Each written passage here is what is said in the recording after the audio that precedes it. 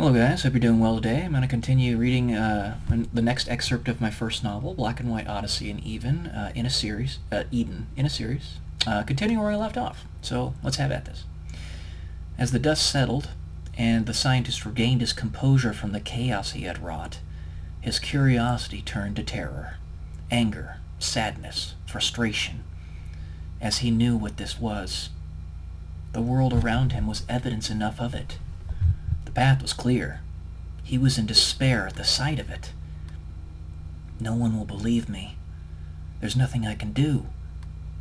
He knew that if he did reveal his discovery to any random person, he would be laughed out of the room.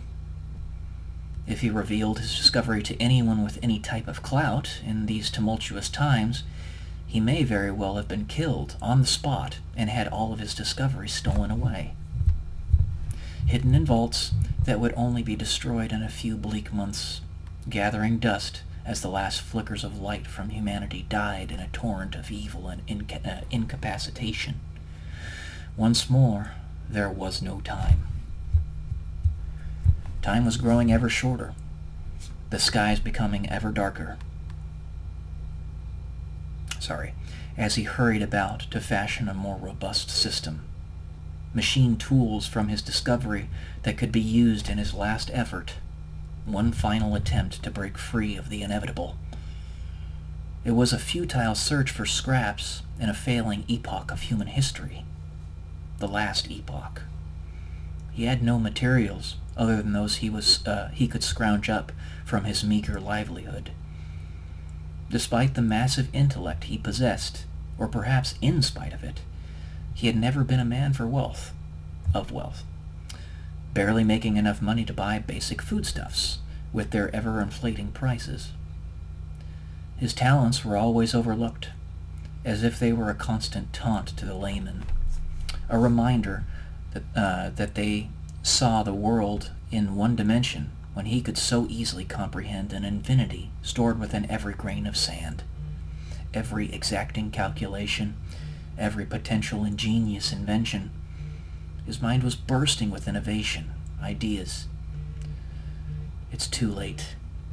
I can't change this, he thought to himself, head pointed to the ground as the grimness of his hopelessness expressed itself upon his face. Breaking to the next section. The scientist cautiously walked into the atrium where the general received his inquirers that had appointments. A tough-looking woman in battle uniform, and with a notable thickness about her, sat at a polished wooden desk that stood before a large wooden door, or double door, to the southern side of the room.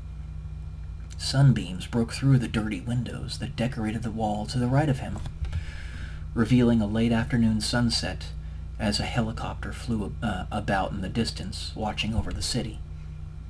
Maintenance personnel scurried about the tarmac at the commands of their superiors, whose audible roars could be heard through the plexiglass. Please have a seat, sir. General Donnelly will be with you shortly. Will see you shortly, pardon me, said the woman in a feminine voice that did not quite match her figure. What am I doing? The scientist thought to himself feverishly. Every other branch, private company, institution, subcontractor, and anyone else who would take me in has summarily laughed me out of the building. Why do I think this guy will be any different? The scientist had carried a portion of his inventions with him to all the meetings he had conducted within the past couple months, but they were, nearly all of them, too unwieldy to actuate in front of the big-headed officials to whom he had presented them.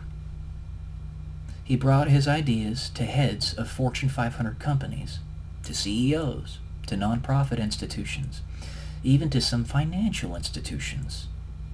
His mind bled in pain from the constant running, sprinting it subjected itself to, in order to find someone who might listen, someone who might at least entertain the notion of helping him. He knew that he only looked like a rambling lunatic. Surely today, this man to whom he was about to present would have seen more than his fair share of those types around lately, considering the general zeitgeist. He placed the metal box, no larger than an ice chest containing the inventions he had been carrying, next to a chair and calmly sat down. That's it for this section, guys. We'll come at you with the next one later. Love y'all. Peace.